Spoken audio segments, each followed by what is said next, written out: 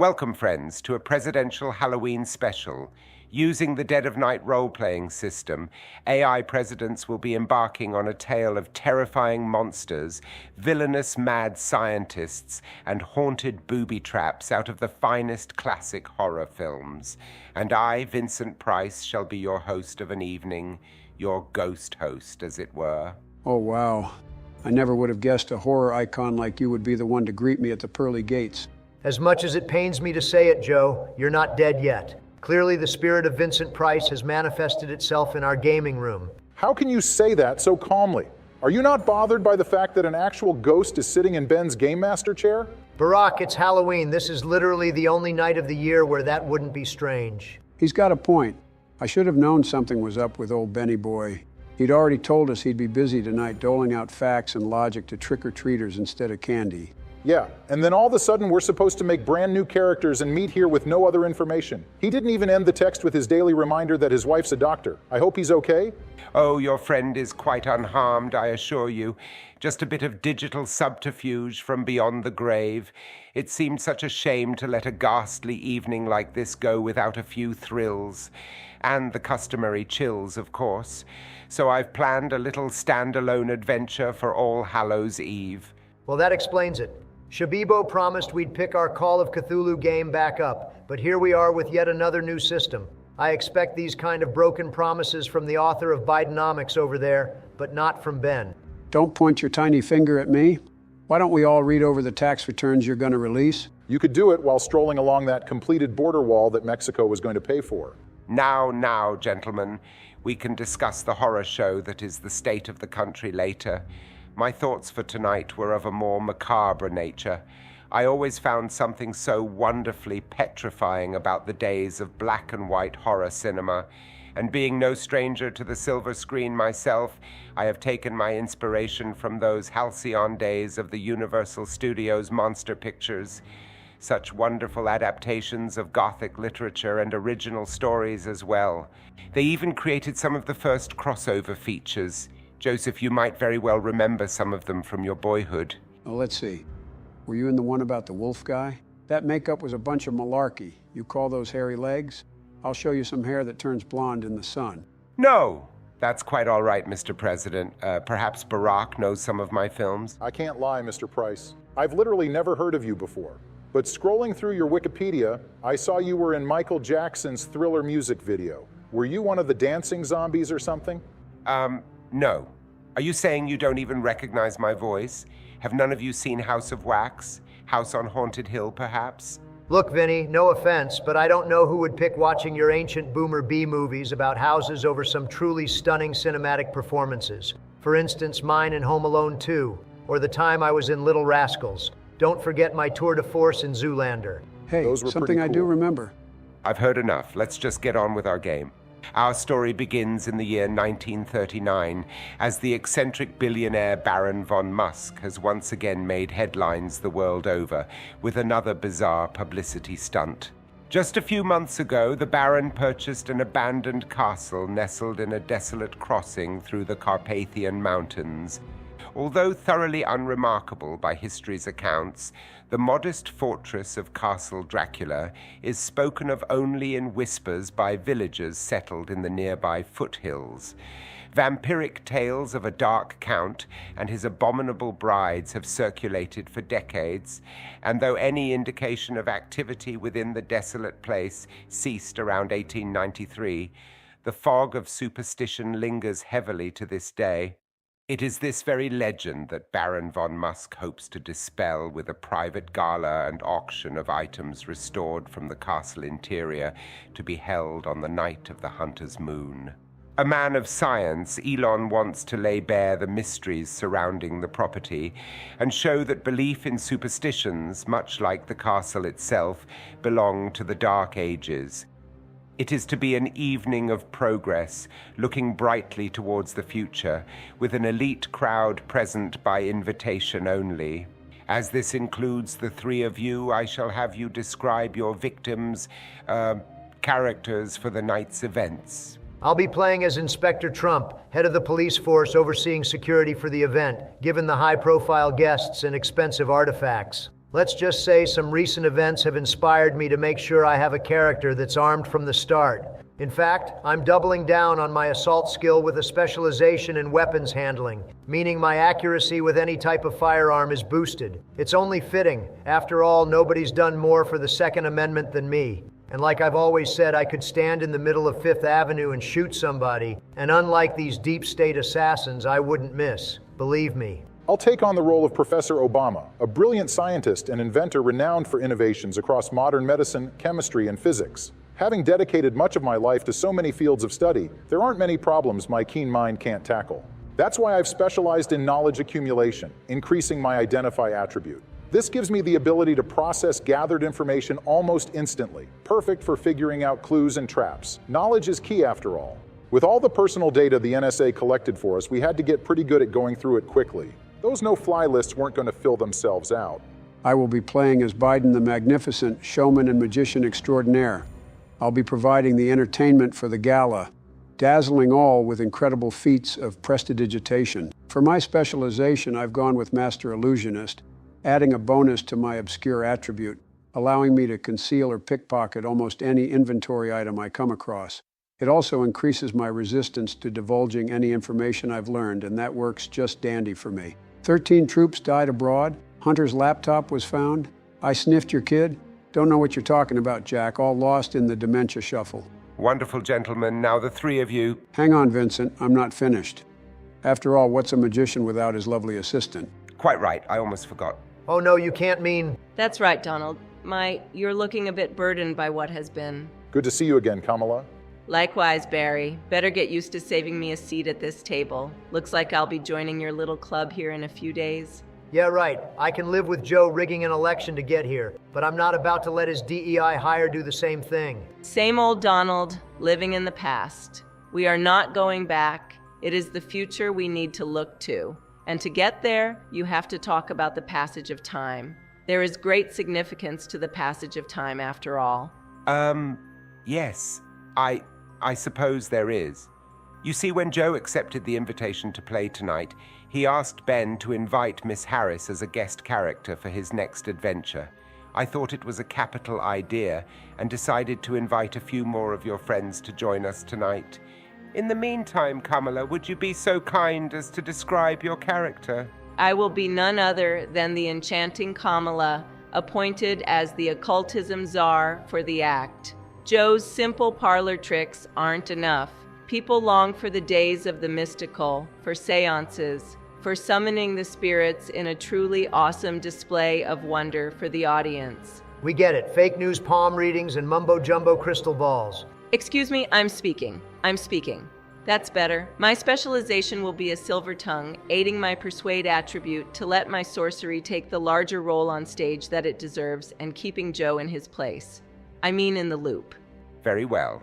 In this case, the four of you find yourselves in the grand entrance hall of Castle Dracula, the gala already progressing as wealthy auction-goers idly chat, examine the opulent decor on display, or eagerly await the next treasured item to move to the selling block.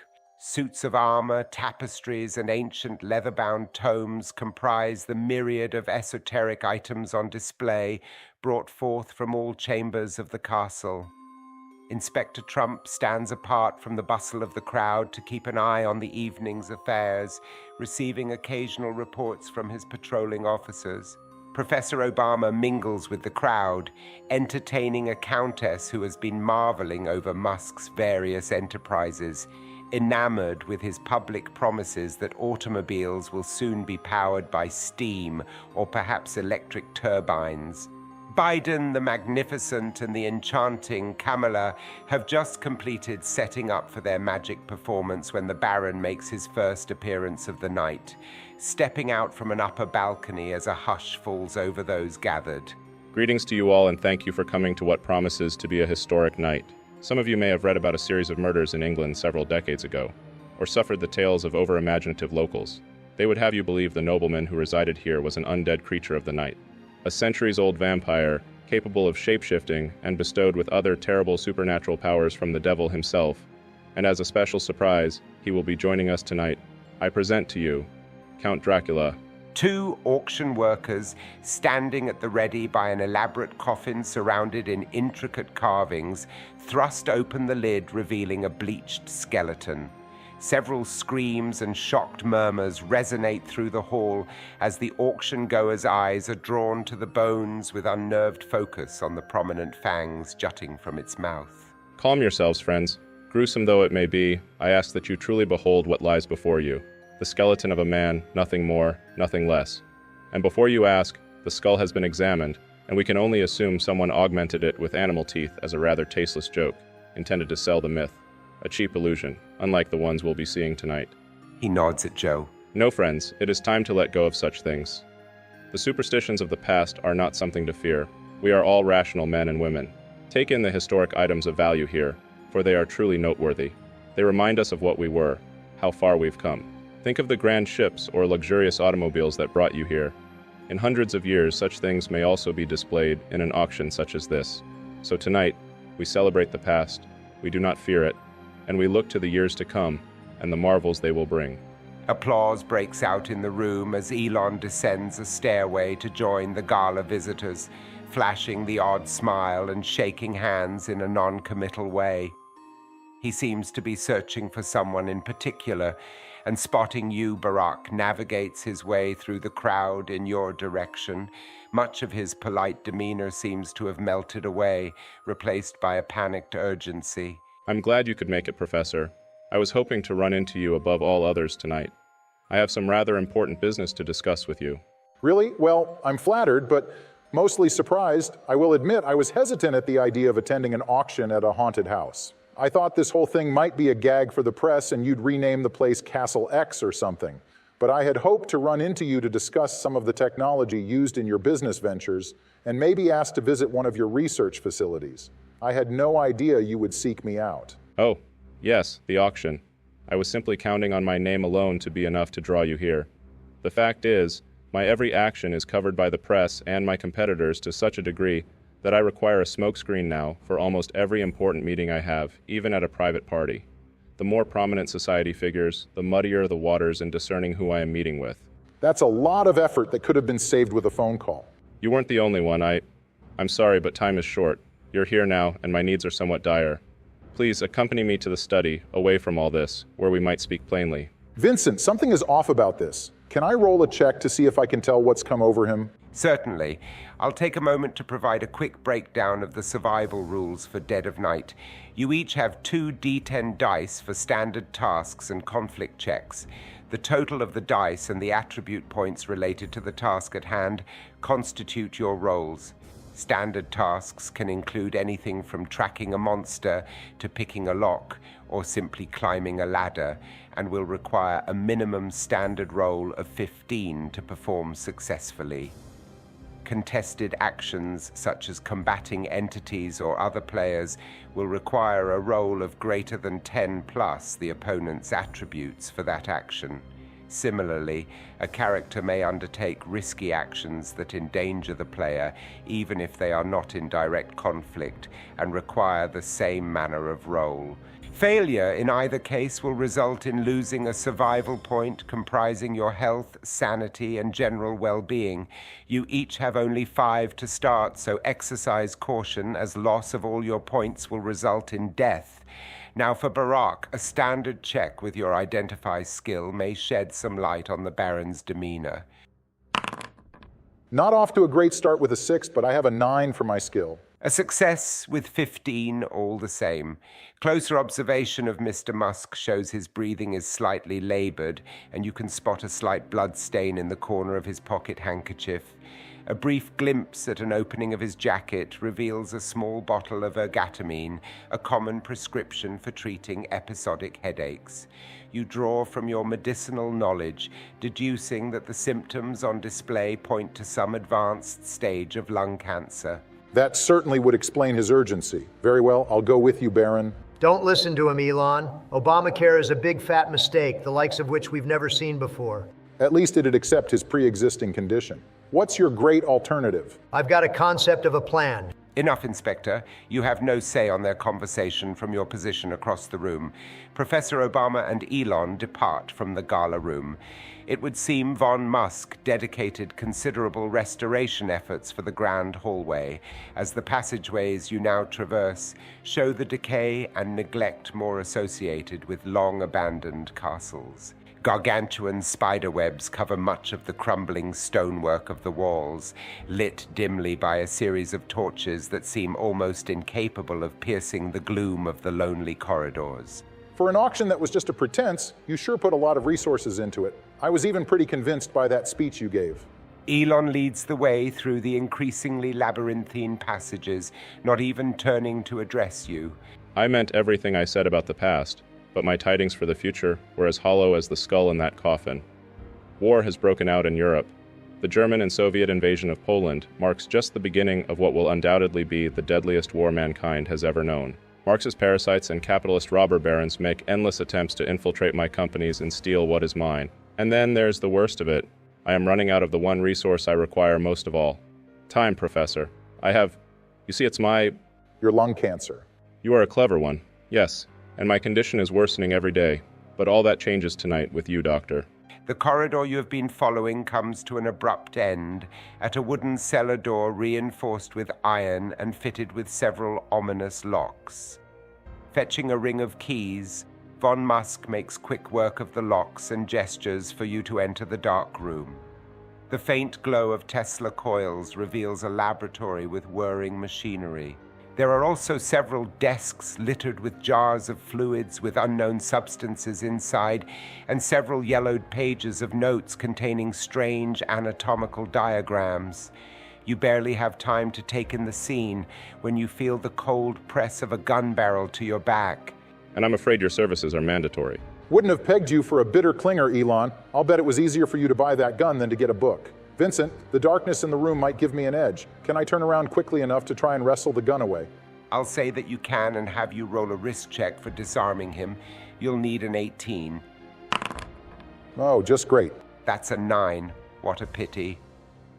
As you turn to reach for the pistol, a grotesque hand springs from the darkness, seizing your arm in an iron grip. You realize too late that von Musk is not alone as you gaze into the monstrous visage of a man dressed in tattered clothing and a blood-stained apron.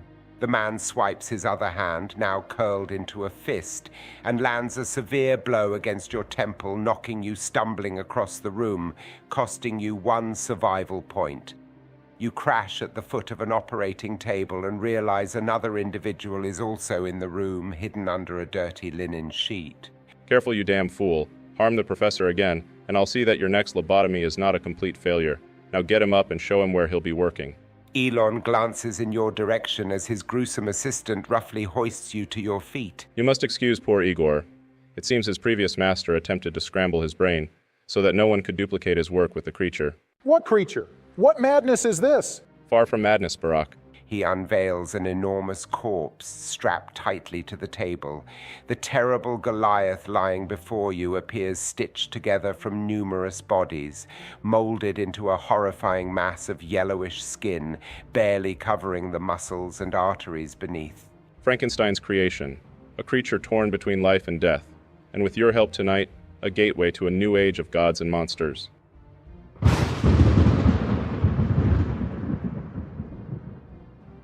And with that, we will turn our attention back to Inspector Trump in the grand hallways as the guests begin to settle in for the evening's entertainment, while the auction attendants ready the next set of items. One of the patrolling sergeants approaches Donald with his latest update. Not much to report, Inspector. A few of the locals flagged down some of the guests who arrived late, warning them to stay away from the castle. We extended our barricade perimeter and haven't had any trouble since. No problems with any of the guests themselves. Well, except for one. Which one? Actually, guessed isn't the right word. See, he knew he wasn't on the list. Called himself Dr.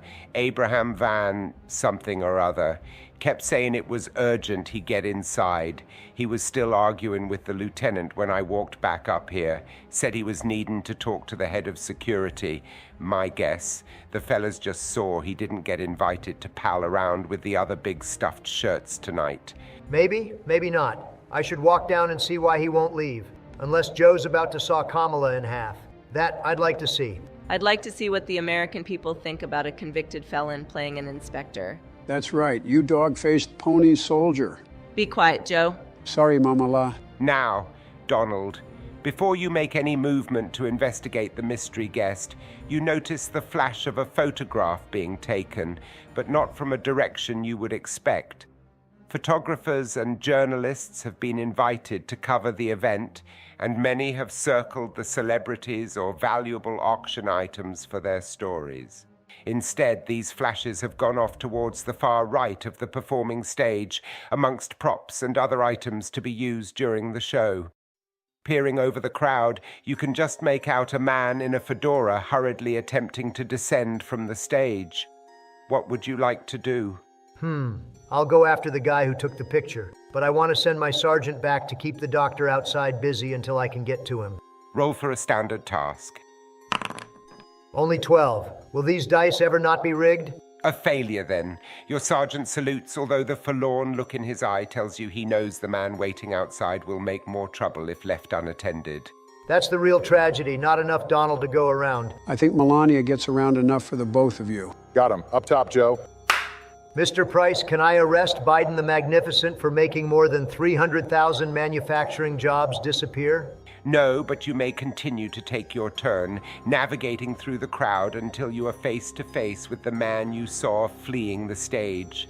His brief look of surprise is soon replaced by a warm smile and a hand outstretched in greeting. Evening, Inspector. The name's Tucker C., photojournalist at your service. You want to tell me why you're in such a big hurry? What were you doing up there? Me?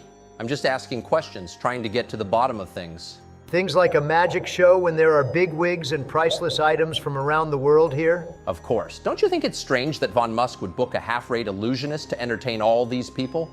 Seems like something meant for children, doesn't it?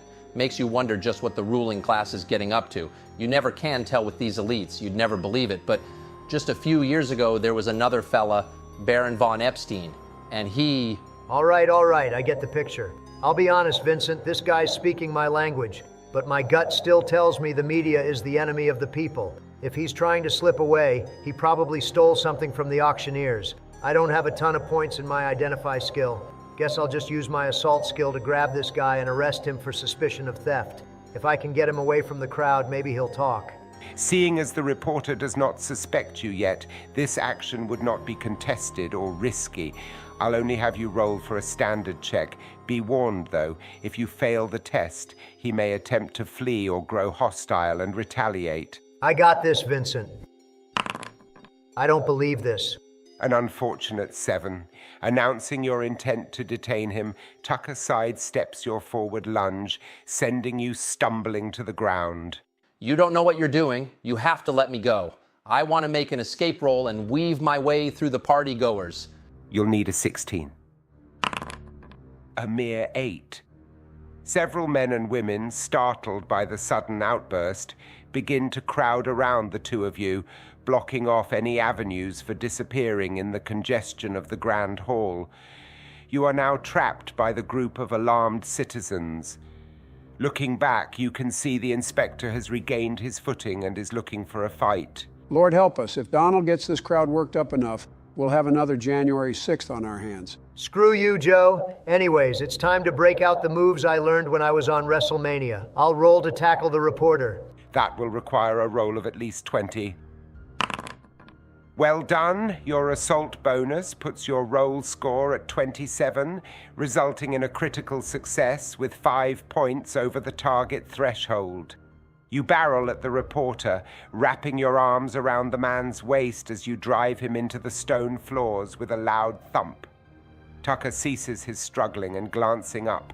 You can see where he has hit his head, rendering him unconscious on the ground. Shouts can be heard as the gala attendants clear a path for several policemen rushing to the scene. Inspector, are you all right? Teflon Don is just fine, officer. Thank heavens. We saw him trying to flee when you made a move. I'm glad you caught him, but it looks like these people are a bit riled up. Might I suggest we take him somewhere secure? I get the feeling this guy won't be out for long. Where did you have in mind? When we did our initial sweep of corridors that the Baron wanted secure, we discovered what appears to be a dungeon of sorts off the west wing of the castle.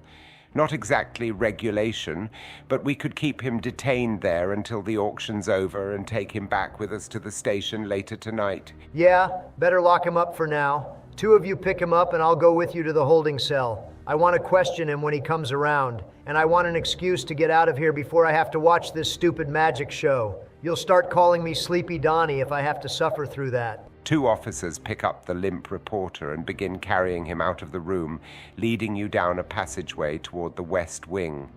An oppressive atmosphere manifests through the corridor shortly after leaving the hallway, with sickly rats occasionally scampering underfoot. You dare not venture what food source is sustaining the loathsome creatures as you follow the officers through several doors and linked rooms that make up a shortcut to the dungeons.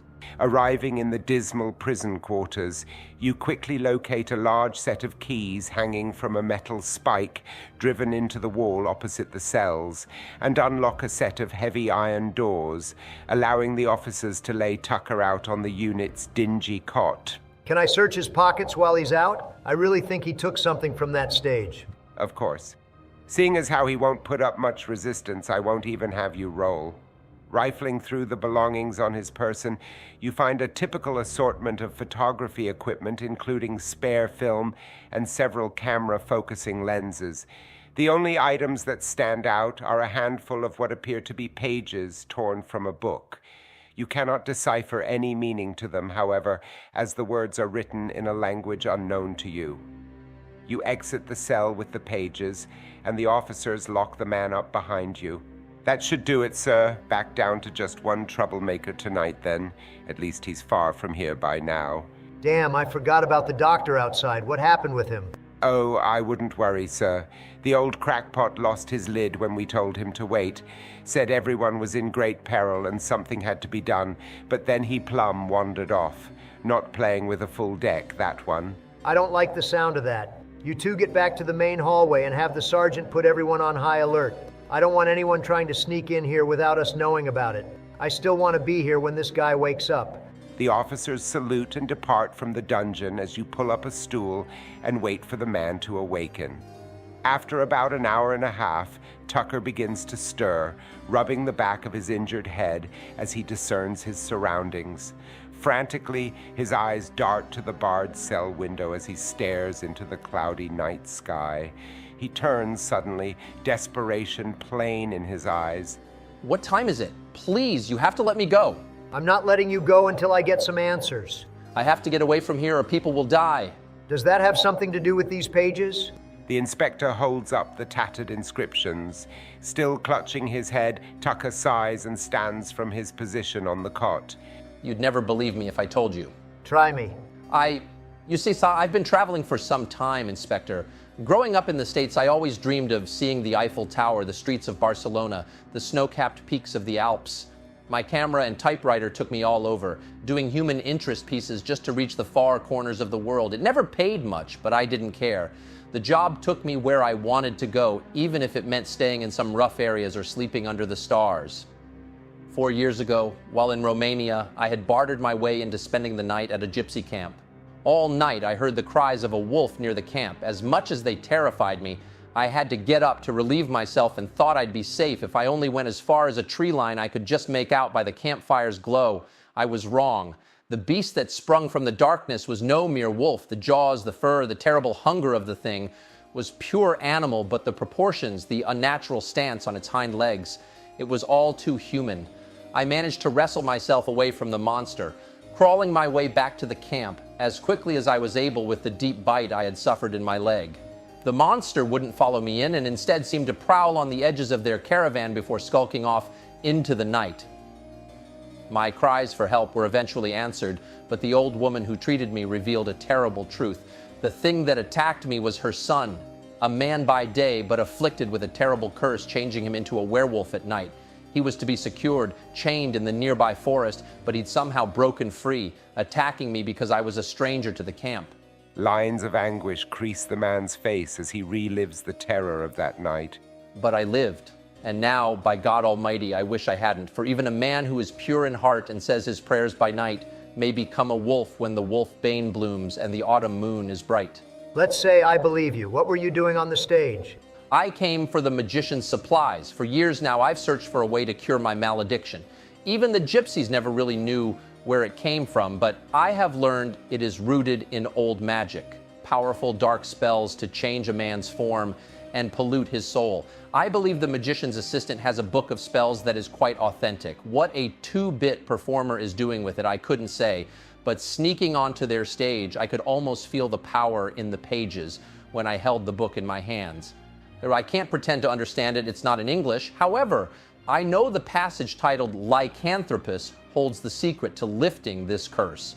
But my camera went off and startled me as I was leafing through the pages. I fumbled the book in my hands and tore several pages trying to recover the book before it fell to the ground. I knew I would be attracting attention, so I ran, hoping to recover the thing after the show and bring it to someone who can translate it. Now let's go with another theory. Let's say I think you're a delusional madman who should stay locked up behind these bars. What do you think about that? You see the man tense up and spin to face the window once more, staring horrified out the window at the parting clouds, revealing a full moon. It doesn't matter now. You will. The man doubles over in pain, moaning with ragged breaths that grow steadily into deep growls. Tufts of brown fur appear all over the man's body, and claws begin to grow at his fingertips. With the transformation now complete, a werewolf stands revealed to you, grasping at the iron bars and unleashing a terrible howl. And now we'll return to the Great Hall once more, with Biden, the Magnificent, and the enchanting Kamala coming to the end of their magic performance as the evening's events continue. Waiters dart in between tables set up for a dinner to be served during the show. Indeed, many plates remain untouched as the enraptured audience marvels at the astounding feats of the accomplished performers on stage. Without a doubt, it is time to dazzle the audience with one last incredible display. Way ahead of you, Mr. Price. I've got a Cracker Jack finish planned for tonight. Most people don't know this, but Jill had the Secret Service rig up a harness with invisibly thin wires to pull me away from the press when it's time for their Q&A. I could use the same thing here to hoist me up for a levitation trick and look like I'm floating right off the ground.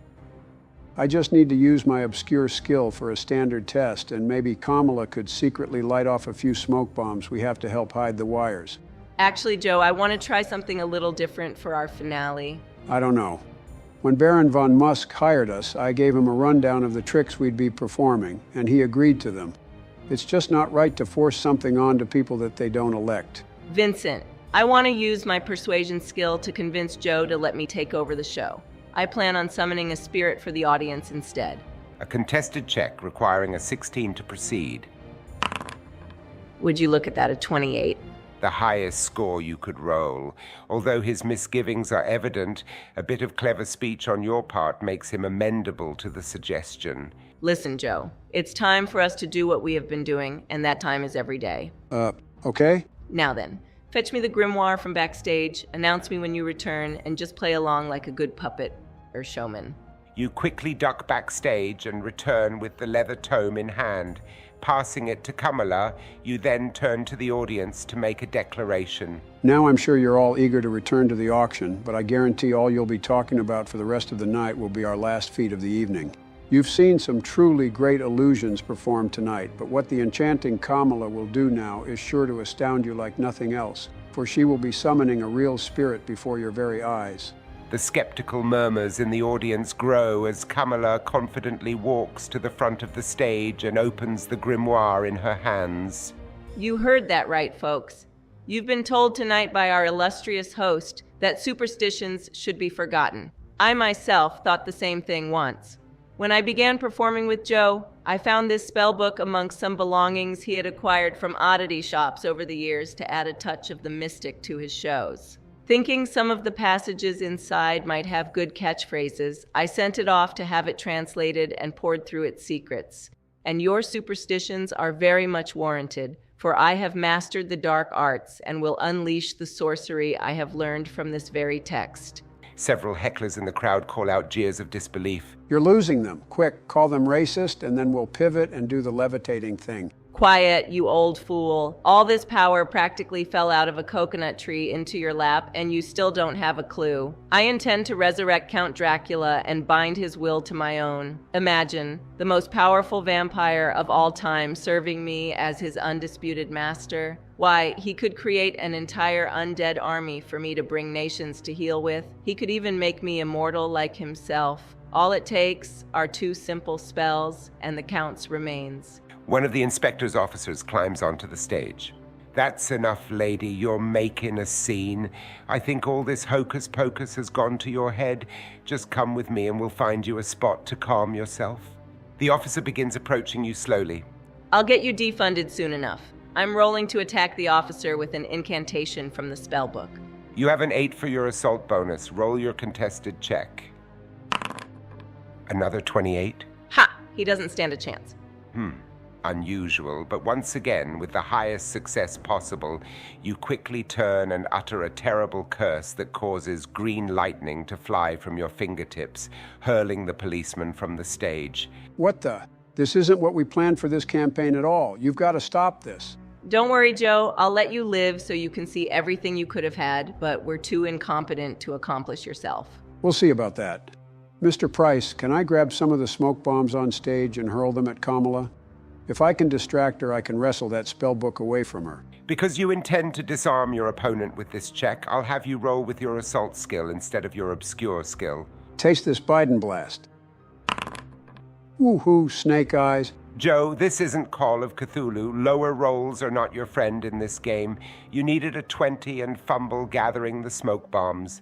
In your hurrying, you drop several and find yourself with just one in your hand as the enchanting Kamala glares at you. Not so fast, Joe. I think it's past your bedtime. I'll roll to cast another curse on Joe this time, causing him to pass out. Roll another contested check. You'll be using your assault skill once more, and you'll need a 23. 28, that's a success. I wave my hand again as a green aura emanates around Biden the Magnificent before he collapses, lying comatose on the stage. Now, just a moment. I am the game master, and I'll decide. Oh, come on, Vincent. You can see the rolls yourself. Well, yes, but... But nothing. You can mansplain the game to someone else. In the meantime, I'll roll to speak the incantations on the vampire. The first to reanimate Dracula's corpse, and the second to dominate his mind. Wouldn't you know it? Both 28. More than enough for 2 standard checks. I'll just... That's enough. Let me see those. As I suspected, weighted dice, and look here on the bottom. It says to Kamala with love from ABC News. Those aren't mine. You have forced my hand, Miss Harris. As Game Master, I must decide your fate going forward. But fear not. I'll give you a success. You face the coffin containing the remains of the vampire lord and conjure the spirit of Dracula, binding him once more to the unholy body of a creature of the night. Layers of muscle and skin manifest from within the depths of the coffin, enveloping the bony remains until a resurrected Dracula jolts upright, baring his terrible fangs. The maddening look in his eye is wild, and he manically looks around, taking in the dozens of spectators pulsing with enough blood to satiate his hunger for weeks. You're still letting me resurrect Dracula? Indeed. And I'm afraid that's all I'm letting you do. For violating the sanctity of the dice rolls, your attempt to control the monster fails. Kamala the Enchanted haughtily flips through pages searching for the mind domination incantation, only to discover someone has tampered with her book.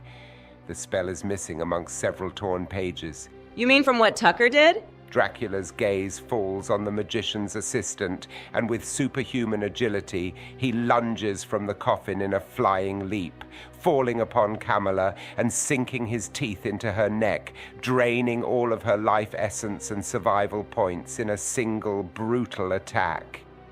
The enchanting Kamala has perished. You can't do this to me. I grew up in a middle-class household. That little girl was me in the civil rights movement. I will not stay here and be insulted by this. Tim, it's your boss. I need you to come pick me up. Well, then stop fishing and come get me. I won't spend another minute playing this stupid. As someone who's never thrown a tantrum before, I'll just say that was a terrible display, horrible display, such a nasty woman. Sexism aside, I have to agree, we're here to have fun, not to cheat. Yeah, I'm sorry, guys. I thought that would go better. Instead, my sleepy behind is about to get served up to Dracula.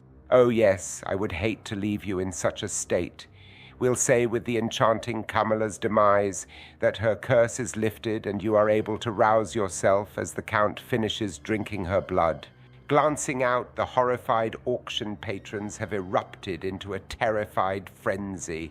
Tables are overturned as workers and guests make a mad rush towards the large entrance doors of the main hallway, shoving one another and stumbling as they flee for their lives.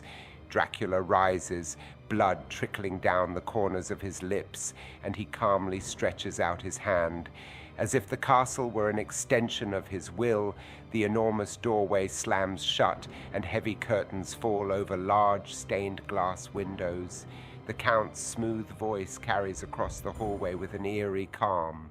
Please, everyone must stay. It would be rude to interrupt what looks to be such a lovely party at my humble estate. His demonic vampire countenance returns. All I ask is an invitation. He dives into the crowd, mauling partygoers with reckless abandon, unleashing a furious and bloody assault upon the largely helpless crowd. Some officers gather enough courage to try to defend themselves against this dark lord, but they too are slaughtered with the rest. Kamala, what have you done? It's my fault this is happening, Vincent. I need to help them somehow. Can I see any way they might escape? You can roll with your identify skill for a standard check. Confound it, only 11. Peering across the hallway, any avenue of escape has been blocked off, and you see men and women clawing at the exits, hoping to escape the carnage to no avail. It's like Afghanistan all over again. Come on, Joey, think. What about the officer that got thrown from the stage? Is he still alive? You look over the stage to see the fallen officer, shaking with burn marks on his uniform, but still alive. He seems to be rousing himself from a state of shock. I want to run down and help him to his feet. That should be another standard check. Finally, some luck. A 16th. You run down a set of stairs, gripping the officer by his shoulder and pull him up, although the man almost immediately shakes you off. Get off, you freak. What the hell did you do? I didn't know this would happen. Please, I need your help. How can you help against that monster? He's tearing through these people like a wild animal. He's slaughtering my men. I don't know how to fight him, but I can distract him. If there's one thing I know, it's how to keep an audience. I'll get him away from here somehow. You just work on getting one of these doors open and lead these people to safety. Vincent, I want to climb back up on stage, grab the spell book, and yell to get Dracula's attention. You do precisely that, giving the grimoire an exaggerated wave above your head. Hey, you. I've seen some suckers and losers in my day, but you take the cake. All it took to bring you back was a little light reading. Bet I can send you back too. Why don't you come over here and find out? The Count looks up from mesmerizing two young women in the crowd.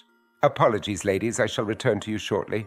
He suddenly grabs his cape, enveloping himself before disintegrating into a shadowy mist and materializes directly in front of you on the stage. So you have some knowledge of what has freed the remains of my soul from the depths of hell. Let's see what else you can offer me. Dracula extends his hand once more, locking you in place with a stare that seems to burn into your very being. You are lucky to have allocated as many points as you have to your obscure skill. You will need all the help you can muster to avoid becoming another thrall of the vampire with a roll of at least 20. Time for the old Bidenator to finish the job. Attaboy, Joseph. You successfully overcome Dracula's influence with a roll of 25, a critical success that guarantees your next action without the need for a successful roll. In that case, I want to hurl my smoke bomb directly at him and make a beeline behind the stage.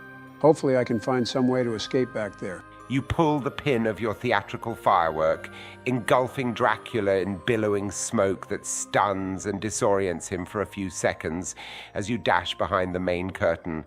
You'll have only a few seconds before he will pursue you. I want to use my escape skill to try to find a way out. Given your situation, I believe a risk check of 16 is in order. All right, that's a 19. Ah, but you should note, giving yourself a bonus to obscure meant you chose to take away 2 points from another skill. I have on your sheet that your deduction comes from escape. Still, you have succeeded, but your true score is 17. Remember this penalty in the future. Don't worry, Charles, I never forget anything. Now, what did I find? You dive for a small gap in the wall, perhaps intended to be some type of drainage chute off the nearby kitchen, and rapidly pick up speed as you race down a wooden slide leading into the depths of the castle. Your vain attempts to slow your descent are unsuccessful until you reach the end of the wooden trough and grip the edge before falling off into a desolate, partially flooded cellar room. Years of built-up grime on the wooden surface have made it slick, and you can already feel your tenuous grip coming undone. You must pass a contested roll of 22 to maintain your grip. Wait, can I try that again with Kamala's loaded dice? You most certainly cannot. You fail with a mere roll of 16 and fall with a dull thud onto the hard chamber floor, losing 1 survival point. As you lay with your pain, you hear the faint flutter of bat wings that transition to footsteps as the vampiric lord looks down from a platform above. You have irritated me, mortal. Now I shall have to hunt my prey. And I was in the middle of courtship with my new brides, no less. I think I shall leave you down here for the moment and return with them so that you might serve a more useful and nourishing purpose. So please try not to die in the meanwhile. Nothing can truly replace the warmth of fresh blood. Until then. The ominous figure once again disappears in a cloud of shadow, leaving you trapped in the chamber. Let us check in on Barak and his servitude under the Mad Baron. Left under Igor's supervision, you have been forced to reconstitute the machinery that once belonged to Victor von Frankenstein himself. Over several laborious hours, you have learned that Igor attempted to continue the doctor's work after his death, having recovered the creature, preserved in a weakened but living state.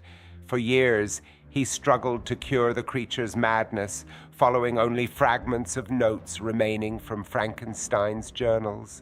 As parts of the creature's body would deteriorate after months, Igor was forced to slip into the nearby city at night, preying on vagabonds or wayward travelers for flesh, as disappearing locals would draw suspicion and cadavers would no longer sustain the now living creature. It was on one of these dark missions that Igor ran afoul of one R.M. Renfield, a servant of Dracula bestowed with a fraction of his terrible power. Renfield survived Igor's ambush and turned him into a thrall of his own, forcing him to reveal his secrets about the monster. Renfield eventually oversaw the equipment's transfer to the castle, along with the enslaved Igor as prizes for his master, knowing that such experiments would be of interest to Dracula and his dark designs.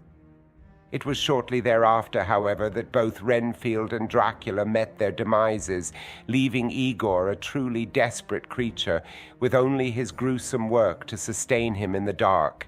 But the pitiable wretch still had a purpose to serve. Elon returns to check on your progress from the far section of the lab, overhearing you conversing with his assistant. So you forced him to continue his work for you when you bought this place then? He practically begged me. I was ready to have him committed when he came crawling on his hands and knees, so ready to accept a new master who could see him revive the creature as Victor intended all those years ago. I'd heard the stories, and seeing the grotesque truth before my eyes, I saw it, Barak. The cold knife of science slashing the curtain of mortality in half. So what if cancer should snuff the flame of my life? With this technology, I will reignite it. Just imagine. Men like me, like you, truly genius minds, always surviving, always learning, amassing power and knowledge to shape the world to our will, while lesser men crumble with the dust of time. I see you finished restoring the machines, and I could use a man like you at my side. Will you join me? You're insane, bringing the dead back to life. That body hasn't moved an inch since you've kept me here, and I'm supposed to trust you learned all this from some lunatic who believes in vampires? Igor's eyes fill with rage and he moves to strike you. Be still, beast. Elon turns toward you, affecting a quiet but ominous tone. I don't care what his abnormal brain believes. I care not for imaginary monsters. The science is true. Look over the journals in his possession, the diagrams you followed to prepare these very machines, the surgical techniques. Tell me it wouldn't work, Professor. I can't. But what of it? Do you intend to kill yourself and have me bring your body back? You'll be as mad as the monster was if you follow Victor's path. Plus, that creature was constructed to withstand a tremendous amount of energy. You'd never make it. Now there's that inquisitive mind. No, Obama, I will not blindly charge into oblivion like my predecessor. I've read the notes as well, and added a modification of my own. He steps over to a workstation and picks up two mechanical devices glowing with contained electrical power. I have power supplies the likes of which have never been achieved by man, capable of delivering all the energy of a bolt of lightning, harnessed from turbines I installed in the dam. He motions out the window where you can see a large dam resting like a tombstone between the rocky crags of the hills looming over a lake situated to the immediate south of the castle. The first I shall use with the machines you have so graciously repaired to transfer my consciousness to the body of the creature. The second I shall use to restore the creature's strength as well as focus its mind. That was Frankenstein's folly. He did not realize the need for such a device to ensure the proper firing of synapses within the brain, to maintain control. This way, my mind will not be overtaken by the madness of the creature. Sounds like you're too late. Enough. Igor, tie the professor to a chair and give him a good view of what's to come. He should see the fruits of his labors before he dies. Dies? Oh yes, I've ensured Igor took careful notes of your work, and that we've properly cataloged everything here. Once I control the creature, we will depart from this place and sabotage the dam. All that rushing water will flood the caverns that run underneath the castle and destroy its supporting structure in a matter of minutes, wiping this infernal place from the earth and removing all evidence of what has transpired tonight. But that will kill everyone at the auction? Precisely. A terrible tragedy that will befall many important people, including one Baron von Musk, at which point all of his assets will be transferred to a third party who does all his business through correspondence. I can mold my new world from the comfort of any number of secluded estates I possess. That can be the last thought that passes through your mind as this castle collapses around you. Igor thrusts you into a heavy wooden chair and binds you in a prison of braided rope. He then moves to prepare the power supplies, checking the connector intended for the first and a slot carved into the monster's chest, making up the housing for the second. You can also see Elon affixing a device to his cranium, presumably to deliver his mind to the monster. I want to use my escape skill. There's got to be something I can use to get out of here. It is a sturdy rope and a well-crafted chair that hold you in place. You'll need a 22 if you hope to work free. Oh man, barely there, but that's a 23.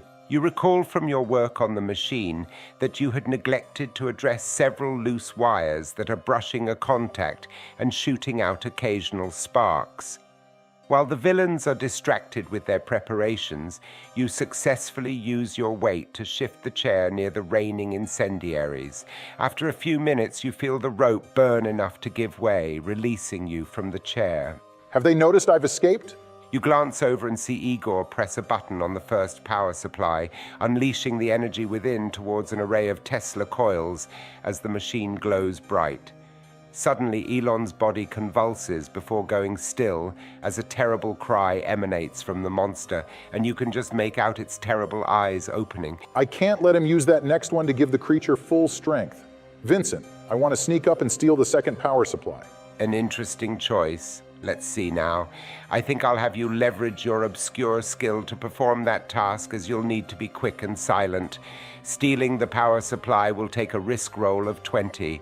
Damn, I only have a 3 for that skill. Come on, Dice, don't fail Barry now. 20 exactly.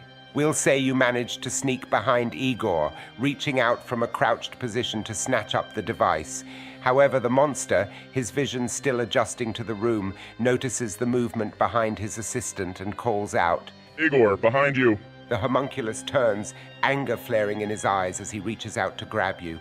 I want to point the power supply in his direction and press the button to release electricity.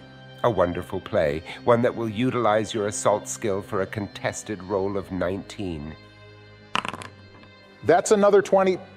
Vincent, what are you doing? Sorry, Barack. Repeated success rolls have me a bit paranoid now. Just making sure your dice aren't also a gift from the news. Just give me my success. Right. Arced lightning bursts from the device, striking Igor head-on, and he collapses on the floor in a scorched heap. No! The Elon monster roars in fury, breaking the table restraints as he slides from the operating table. Even without his full strength, the creature is fearsome, easily lifting a wooden crate above his head and hurling it directly at you. I want to roll to dodge. Roll for a contested check. You'll need a 24. Crap, not even half. Your roll of 11 affords you no swiftness as you fail to dodge the enormous crate that smashes hard against you, injuring your right arm and costing you 1 survival point. You now lie in a daze as the monster begins shuffling towards you. The strange amalgamation of Elon's voice and that of the creature disturbs you. I must have that power supply. Can I attack him with the device? As a courtesy, Barack, I must say that such an action will require an extremely high skill check to work in your favor. Don't forget the power within the device is exactly what the monster wants. Yeah, just give him the answers, why don't you? It's Hillary's town hall questions all over again. I am dead, Mr. Trump. What political bias would I possibly have? Well, like many deceased voters, Democrat. Will you shut up? I'm trying to think. Maybe I could aim the energy arc at the ceiling and collapse the stonework on him. Quick thinking, but even successfully passing such a check with a 19 could have risky complications. I'm willing to take that chance.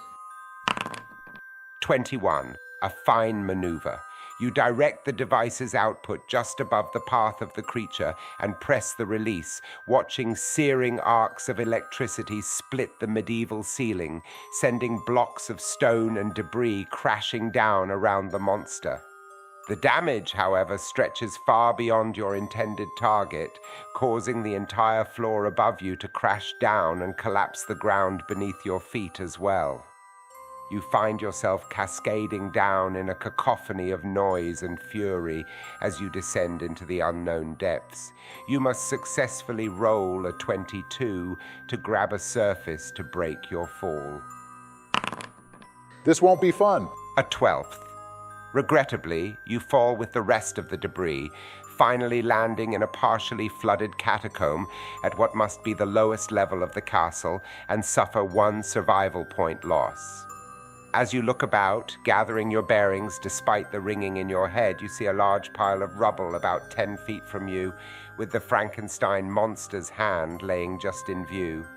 Surprisingly, you also find you are not alone, as you recognize the magician who was billed to perform at the gala staring bewildered at you from across the chamber. Wait, this is the same cellar I'm in? Are you all right there, fella? Looking at that collapse, it doesn't look like your friend made it. A little banged up, but I'm all right. And he's no friend of mine. I don't think he's anyone's friend anymore. Let me explain. We'll cut back to Inspector Trump staring uncomprehendingly at the wolfman before him. The ungodly transformation enough to induce waking nightmares for weeks to come. I'll have you roll a contested check for the damage to your sanity. You'll need a minimum of 20. Hang on, why am I the only one that has to pass these damn sanity checks? Honestly, Joe's mind is a foregone conclusion. Ice cream! Fair enough, but what about Obunga? What about me? Who's doubting my mental faculties compared to you decrepit old farts? Say what you will about me, I'm not the one trying to pass off his Ronnie Coleman-looking wife as a beautiful woman. Now, if you'll excuse me, I have a sanity check to beat. Apparently not, as that's an 18. You lose 1 survival point, experiencing paralyzing dread as the werewolf thrashes against his cage, each thrust weakening the hinges of the cell door, enough to break free at any moment. What will you do? I want to use my Enfield number 2 and my weapons bonus to slay this thing on the spot. This feral supernatural creature is immensely powerful. To kill it outright would take a contested check that you could never hope to pass.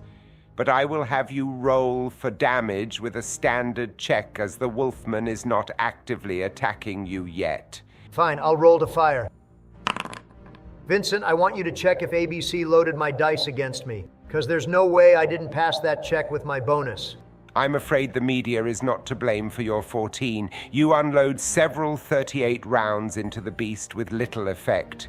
It would appear the myths and legends are true, and that silver bullets would prove more effective in damaging the creature.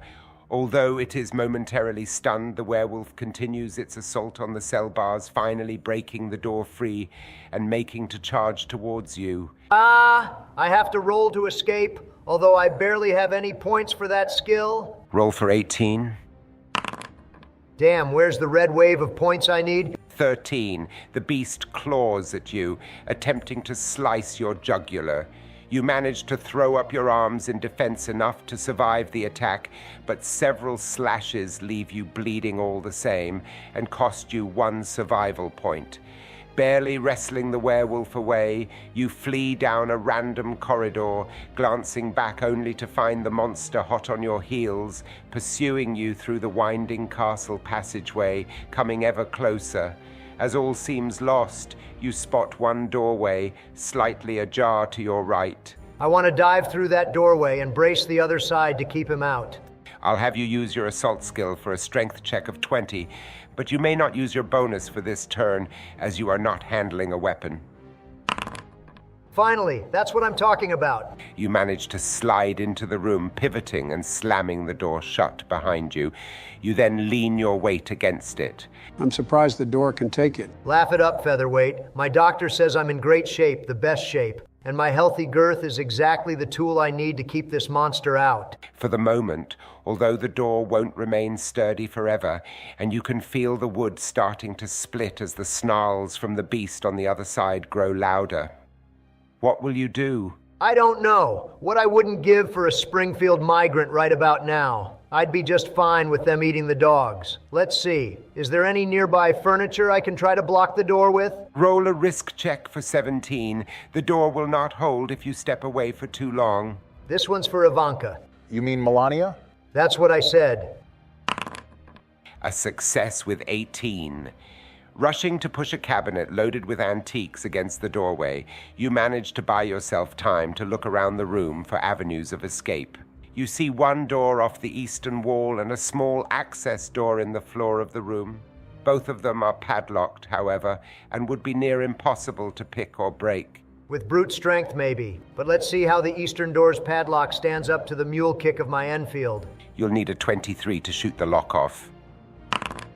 This game blows. With only 20 to your roll, the round embeds itself, doing little more than scrambling the internal mechanism of the lock, rendering it practically sealed forever. Of all the... Wait a second. I picked up a set of keys back in the prison. Can they work the padlock in the floor of the room? Now, I hadn't thought of that.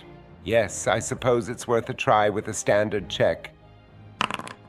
This is why I make the best deals. I always find a way. You manage to unlock the trapdoor with an 18, revealing a wooden ladder descending into the darkness as the cabinet finally gives way and the werewolf reaches its clawed hand through an opening in the doorway. Guess I'm going down then. Yeah, in just a few days. None of that now. I'll have you roll a risk check, as you must descend the ladder quickly to avoid an attack. You'll need a 20. Now that's some rough luck, only a 19. In your rush to pull the door closed once more, you leave yourself in complete darkness. Your wrong-footed descent down the ladder is disastrous as you skip several rungs and begin to fall before landing on a wooden drainage chute that deposits you with a crash into a partially flooded sublayer. This will also result in the loss of yet another of your survival points. Let me guess, a professor and a magician are there to greet me. The three of you make quick introductions. Relaying your stories to anyone else would normally result in your ending up in an institution.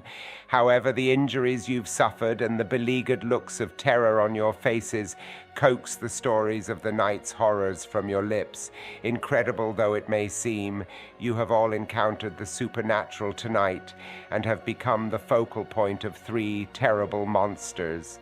More if you include Dracula's brides. Can I see if there is any way to escape from here? That will require a 25 with your identify skill. Shucks. The ladder to the upper platform has long since deteriorated. There is no hope of escape. So we fight. With what? We don't know how much juice is left in the power thing Obama stole, and that gun would probably have just as little an effect on Dracula as it did on the werewolf. Hang on, Joe. I never said how I got the power supply. How do you know I stole it? I guess I just assumed. And why would you assume that? Are you really going to make me say it? Suddenly, the turning of enormous metal gears and pulleys can be heard as a section of the stone wall rotates, revealing an aged man with a wide-brimmed hat, carrying a rosary and a leather case.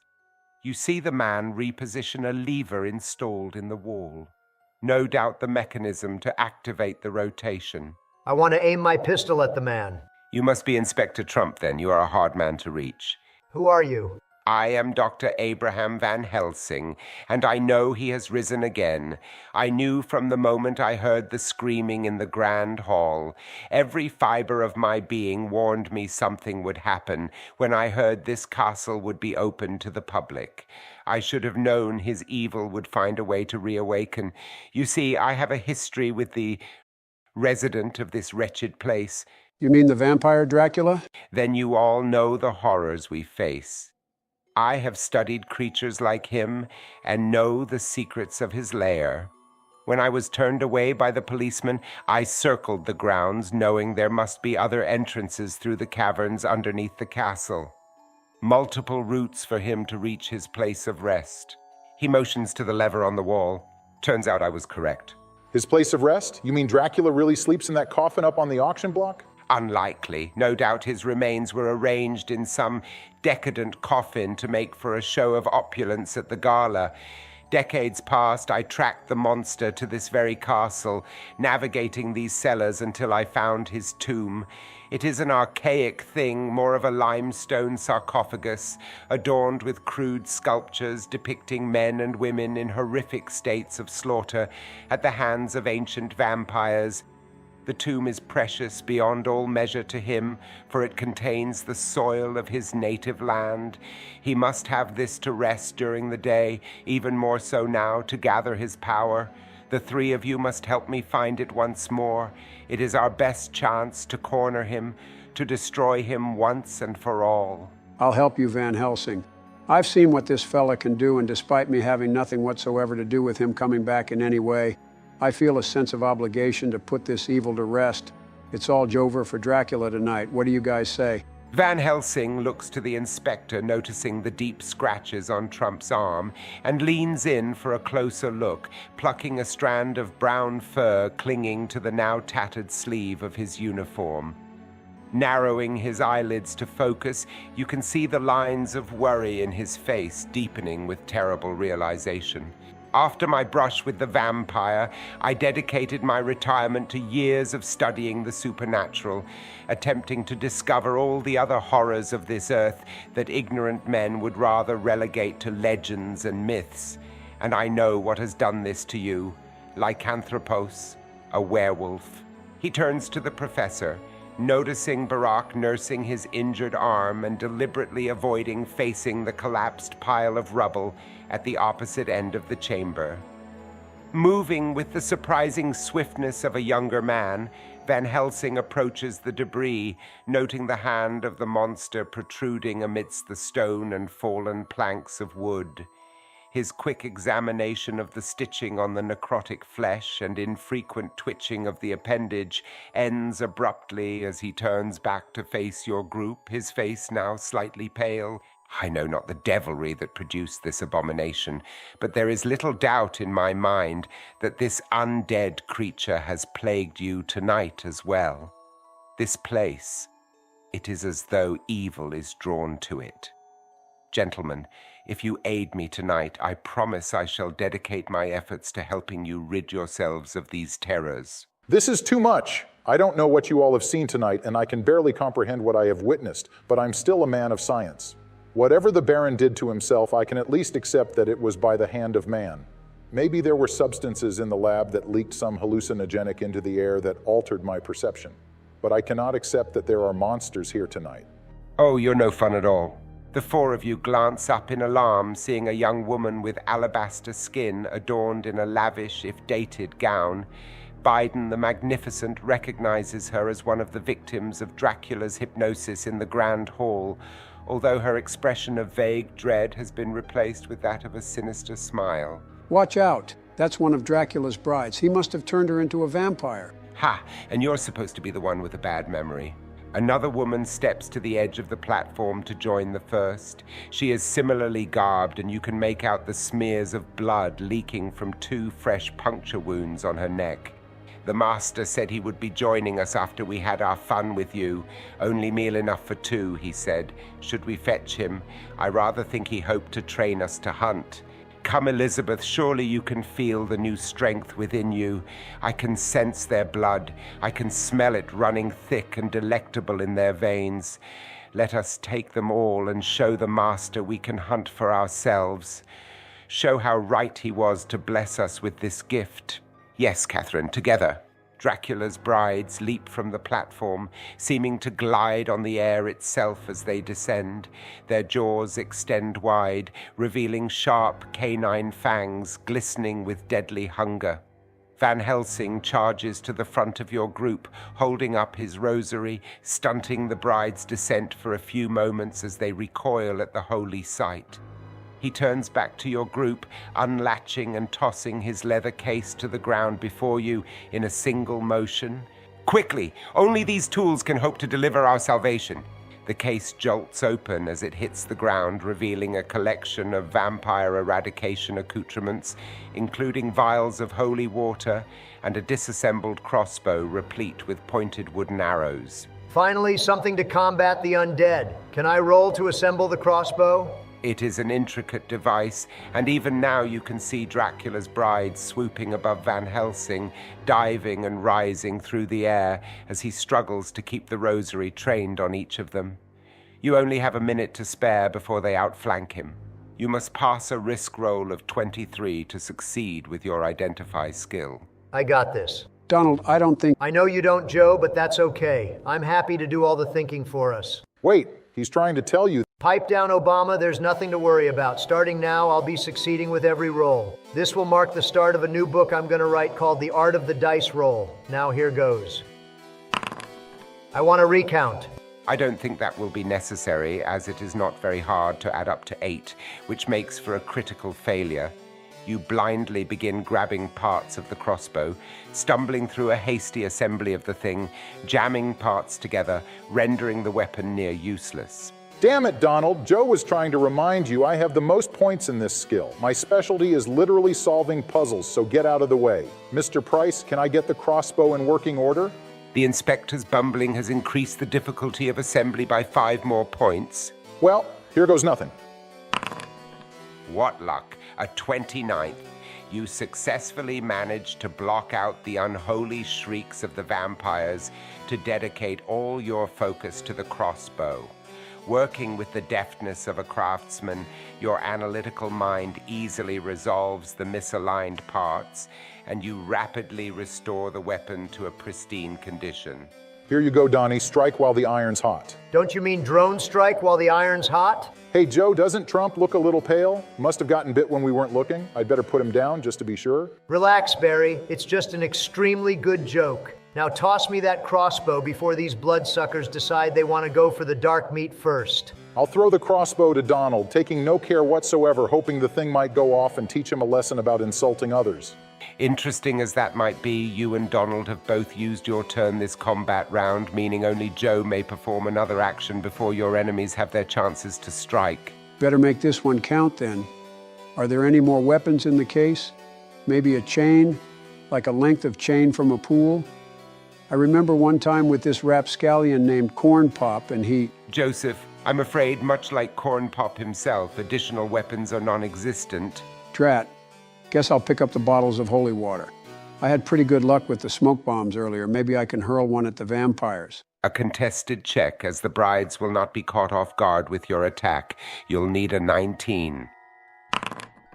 That's a 15. A failure, even with your assault bonus. You lob the crystal vial, which veers wildly from your target and instead impacts the back of Van Helsing's head, stunning him momentarily, allowing the brides an unimpeded avenue of attack against the three of you. What have I always said? Never underestimate Joe's ability to screw things up. Oh, shove it, Bro Obama. Jill says I don't have to listen to you anymore after January. You have greater worries at the moment, Joe, as the first bride reaches out with inhuman strength and hauls you off the ground by your coat lapels, ascending high in the air before moving in for a devastating bite. Now I shall roll against your protect skill to determine the success of the attack. I will need an 18. I'd rather hoped for a win out of the gate with my first roll, but the night is still young for you all. The vampire's attack fails with a 13 as Biden the Magnificent manages to wrestle from her grip, reaching out to catch a section of her dress to keep himself from falling. She struggles with the shift in weight, swatting at the magician as he holds on for dear life. Meanwhile, the second bride, drawn by Donald's already open cuts, rushes towards the inspector, gripping his throat with one hand and forearm with the other. With the same inhuman strength, she moves to tighten her grip, locking your arm in a crushing vice, forcing even more blood to flow for her consumption. I'll need a roll of 16 against your protect skill. A 19, that's better. Better? I'm down to my last survival point. The vampire almost breaks your arm, lapping up the blood that pours from your wounds as you lose one survival point. Despite your weakened state, you still manage to swing the butt of your revolver with your free hand in a desperate attempt to fend off your attacker. She dodges you with ease, releasing her grip, and levitates out of range as she unleashes blood-curdling laughter at your expense. Do I get any actions this round? I will allow you to perform one defensive action with a standard check. Do I have any medical supplies on me to try to treat Donald's wounds and get him his survival point back? If you had thought to grab something quickly from Elon's lab, you might. As it is, healing Donald would require a trickier roll than a standard check. I didn't even think about that. All right, maybe I can go give him this crossbow and help him load it for his combat round. That should help him overcome any injury penalty to his bonus. You do that for me? I'm doing it for your stats, Donald. Oh, right. And because I don't want to see your character die. Sure, you can be a sexist and a racist and a constant hothead and a... All right, I get it. But you're our sexist, our racist, and yes, our constant hothead. The party wouldn't be the same without you. And if there's one thing you do best, it's go on the attack. So if you're really going to perfect the art of the dice rolls, now's the time. Pass me the tissues, Vincent. Such a beautiful display of friendship. I haven't been this emotional since I did those shrooms with Hunter. Roll your standard check to arm the inspector. A success with 16. Make it count, Donald. You got it, Barack. Vincent, I want to roll with my weapons bonus to launch an arrow right through the heart of the vampire that just attacked me. Slaying the creature will take an impressive shot. You'll need a 25. Yes! Look at the size of that roll. Bigger than Chris Christie, and believe me, that's huge. An outstanding roll of 27 sees you lift the crossbow, focusing past the pain of your injuries, bent on destroying this creature of the night. You squeeze the trigger, leading the vampire as she continues to twirl above you, still savoring your blood. The arrow flies true, piercing her heart as her face twists in anguish, her eyes suddenly widening in terror before glossing over as the rest of her body erupts in a burst of dust. The other bride screams out for her sire sister, momentarily forgetting the magician still gripping her dress. Vincent, can I use my obscure bonus to perform a reverse pickpocket? I want to pop the lid off one of these holy water vials and plant it in the folds of her dress so she can't shake the water off easily. That should do some damage. Then I'll just drop down to the cellar floor. Well, maybe I'll get one good sniff in before I drop down. I'm ignoring that last part. That was my favorite part. You'll need 21 to successfully plant the vial. You must be quick, as contact between holy water and the skin of the undead will immediately produce burns as potent as any acid. Huzzah! 21 exactly. You successfully manage to find a loose thread hanging from a bow on the vampire's gown. Removing the vial lid with your teeth, you maintain your precarious grasp with one hand and manage to work a tangled knot around the bottle's lip before bracing yourself to drop down to the cellar floor. Releasing your hold causes a shift in the vampire's weight, disrupting the bottle, spilling droplets that audibly begin to dissolve the creature's skin with burning misery. Her sire sister forgotten, the vampire now frantically paws at the folds in her gown, desperately trying to work loose the crystal container that has caused her one survival point of damage. So now it's my turn. I want to try using the power source once more and aim for the vampire. I don't really have any other weapons, but it's bound to dish out some damage, right? You'll need to meet a roll of 18 with your assault skill to find out. 23, that's a critical success. Indeed, Barack. In the vampiric bride's attempt to dislodge the vial, she unintentionally presents a perfect target as the dim light in the cellar reflects off the glass surface, naturally drawing your eye as you aim the device. Electric bolts arc towards her, shattering the glass on impact, instantly vaporizing the holy water within, enveloping the creature in a lethal mist. With searing intensity, the burns smolder into outright flames that engulf the vampire, plunging her to the cellar's floor in a ruined heap of ash, further polluting the surface of the ankle-deep water. You have successfully survived outright combat with the creatures, and Van Helsing approaches your group, having recovered from the surprise impact. Thanks for the weapons, Doctor. I think we can take it from here. Sounded like Dracula should be back soon to check on his brides. The three of us can get the drop on him, dispose of the Count once and for all, and then you can help me with my werewolf problem. The thing's more vicious than Biden's German shepherds. If you think you're prepared to vanquish the Lord of Vampires, then you must be lightheaded from blood loss. Just a minute there, Jack. We just took out 2 vampires. Perhaps my mood would be improved if I didn't have a newfound headache. He nurses the spot where the bottle hit him. It was an accident, Van Helsing. He was only using a weapon you gave us to fight these things. Why wouldn't we go after Dracula now?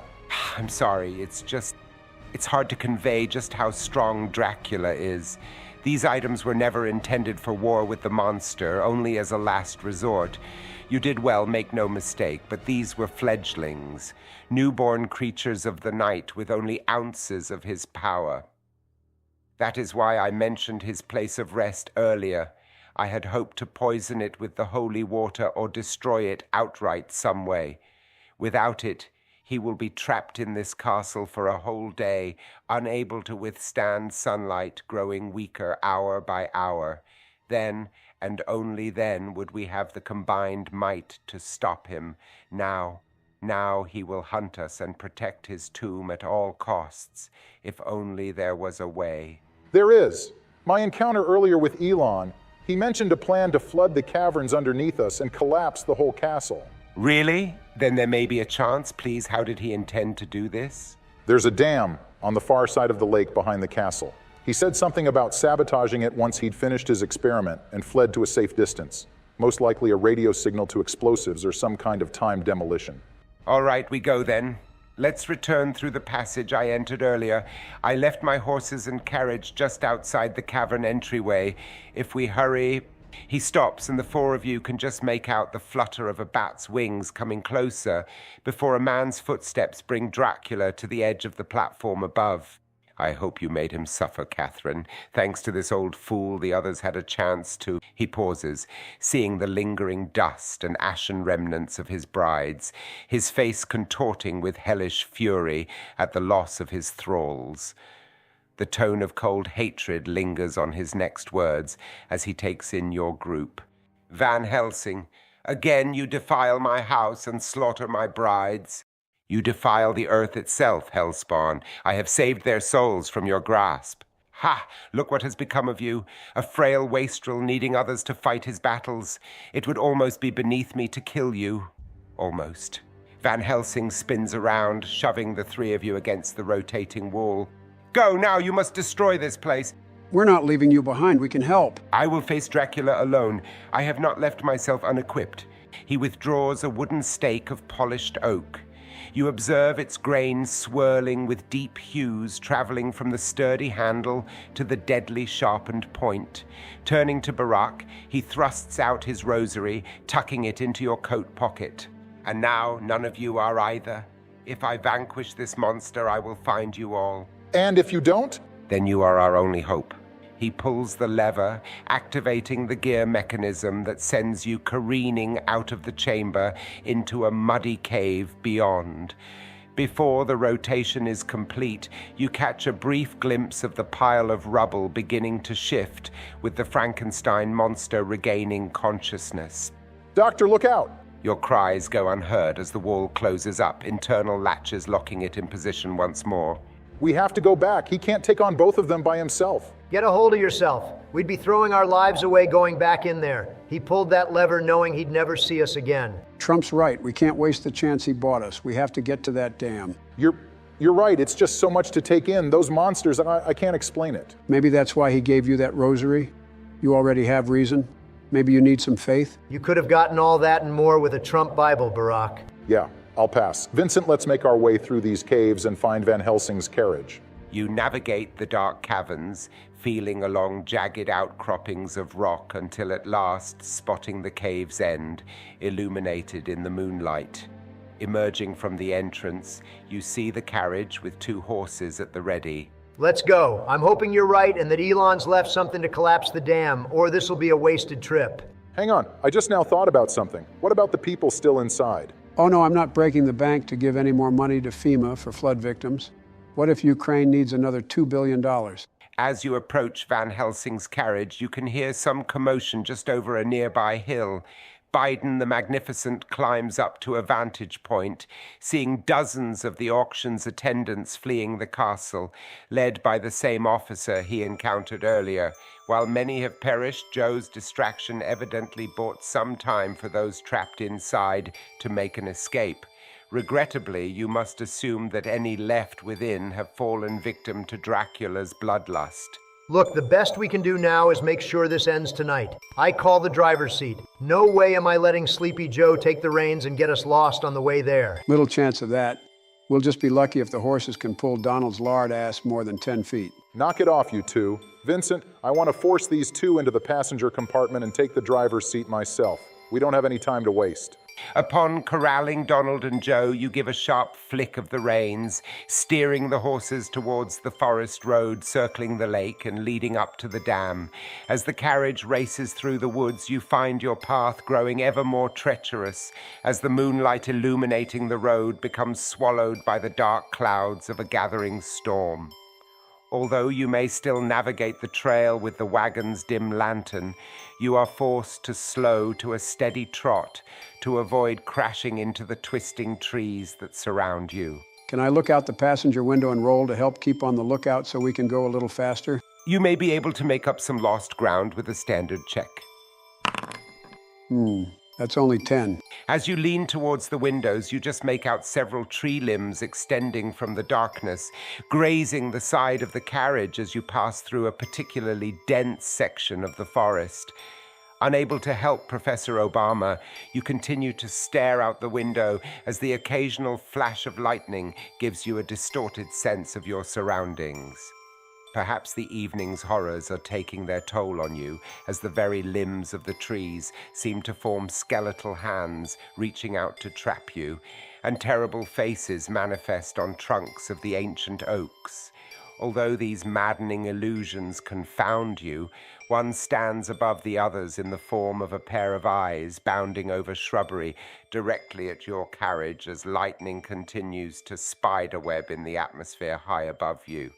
I'll have you roll for a sanity test. In order to avoid a psychotic episode, you'll need at least 20. Why the hell would I take a test? Come on, man. That's like saying before you came on this program, did you take a test to see if you're taking cocaine or not? Are you a junkie? Please, Mr. President, just roll your dice. Fine, but I'll remember this, Larry. A failure with 16, costing you 1 survival point. You cover your eyes to shield yourself from the perceived terrors outside the wagon, leaving you trembling slightly and muttering incoherently in the cabin. Ah, we're goners. Those terrible eyes. The The total initiative, relative to what we're going to do. Is Biden okay back there? I really don't know what he said at the end of that sentence. I don't think he knows what he said either. So, yeah, same old Joe.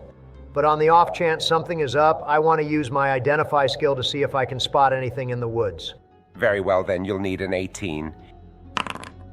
So much for the art of the dice rolls. You lean over the magician, glancing out, attempting to discern what has him so disturbed.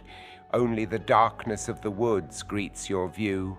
Quit jumping at shadows, Joe. We're still keeping a steady pace and we'll be just fine until... Without warning, you feel a jolt against the wagon and hear a terrible snarl as clawed hands grab the side of the carriage.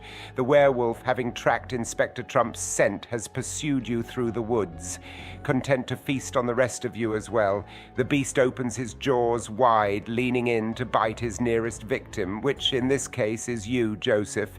Having only barely recovered from your small bout of lunacy, you must roll a 23 in this contested check to avoid the monster. This is what I get for having Jill blow on my dice. An 18 is not enough to defend yourself from the powerful bite that sinks into your shoulder, costing you 1 survival point. The agonizing pain lasts several seconds before the wagon mercifully skips over a fallen branch, causing the wolfman to open his jaws and recoil to tighten his grip on the side of the carriage, although he recovers quickly, ready for another attack. I need to shake him. Can I roll with my escape skill to find a break in these trees and get these horses moving? You just might if you can manage a roll of 20. About time. 26. A critical success. Another burst of lightning erupts in the night, revealing a shortcut trail to your left.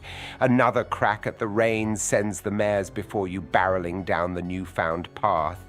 The sudden turn interrupts the werewolf's onslaught as he is forced to sink his claws deeper within the wagon's frame or risk falling. Clearing 5 points above your target, you find the wagon emerging into a clearing, traveling down a direct path now leading to a suspended rope bridge over a deep valley with the entrance to the dam just beyond. We're almost there. As if sensing the sudden loss of his prey, the wolfman releases part of his grasp to reach in to his primary target. Catching the inspector by the collar, I will roll to determine the damage of this desperate clawing against a check of 19. Barack and Joe may want to prepare some flowers for Melania, as the attack is successful with a 23. Donald finds himself pulled from the cabin with fearsome strength, thrust upon a packed dirt road, suffering 1 survival point as he briefly wrestles with the creature who has tumbled over with him. Barack and Joe, having reached the rope bridge, bring the wagon to a halt and exit in a rush, looking back towards the fallen inspector. Wriggling from the creature's grasp, Trump expends great effort through his injuries, racing to catch up to the carriage ahead as the wolfman takes a moment to unleash a terrible howl before giving chase. Unfortunately, Donald, your pool of survival points has been expended and another injury will end in death. What will you do? Get across that bridge, you two? Don't go all Van Helsing on us. We need to stick together. Believe me, I don't want to leave this up to you Democrats either, but one more hit and I'm a goner. And I've got a plan to buy you some time. Are you sure, Donnie? Remember what you said to me, Barry? Well, now it's your turn. Make it count. Vincent, can I roll to use my assault skill and aim to shoot out the ropes on the bridge once Joe and Barack get across? Donald, you can't. Yes, he can, Joe, if he manages to pass a crucial 23 check. At 24, you shall have your wish, Mr. Trump, watching as your friends race across the bridge, desperately trying not to glance down at the drop hundreds of feet into the lake below. They reach the other side just in time as you raise your pistol, firing several shots that cleanly sever the ropes supporting the bridge, sending the assembly crashing down. The werewolf, hot on your heels, pounces upon you in a flurry of bites and slashes. Barack and Joe stare from across the gap as the werewolf stands raised to his full height and howls in victory at his conquest with the deceased inspector lying at his feet. Seeing as the two of you cannot be reached with ease, The monster gives you a vicious snarl before skulking off back towards the castle. He's gone. I can't believe he's gone. I know, Joe, but we're so close. We have to keep moving. The two of you begin your walk to the dam control room entrance, despair over the inspector plaguing your every step. You know, Barack, I never really meant it when I said we needed to put a target on Trump.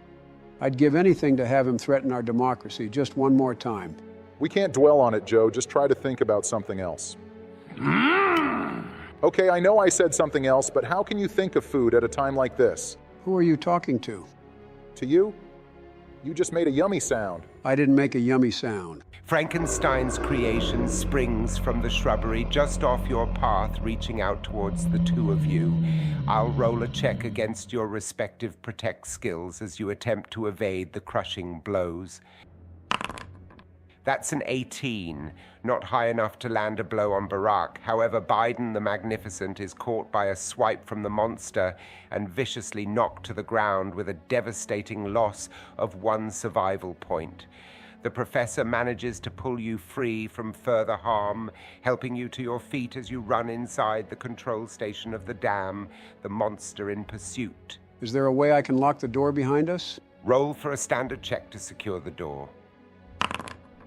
You've hit a stroke of luck as the door has a barrel bolt lock on the back, which you slide into place with your roll of 17.